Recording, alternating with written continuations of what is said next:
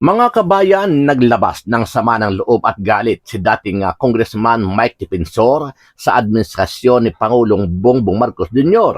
Ito ay matapos ipaaresto ng gobyerno ang isang dating general ng Armed Forces of the Philippines o AFP na si Romeo Pukis.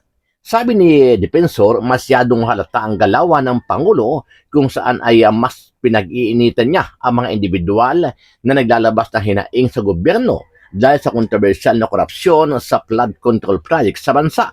Aniya, sa halip na hulihin at ipakulong ang mga sangkot sa flood control anomaly, ay tila baligtad ang nangyayari. Dagdag pa ng dating mababatas, pinapahiya ng administrasyon ni PBBM ang dating general na nagsilbi sa bansa at buwis buhay ang inialay para sa kapakanan ng bawat Pilipino. Itong tao na nagiging kritikal, nagtatanong, nagsasalita, kini-question yung mga nangyayari, ang inyong kakasuhan at pupusasan nyo.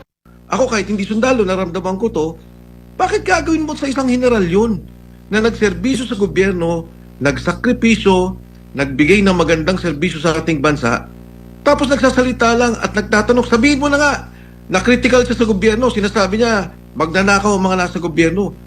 Ikukulong mo, general, na ipapahiya mo, ang gusto mo talaga ipakita sa airport pa lang, sasalubugin mo, pupusasan ninyo?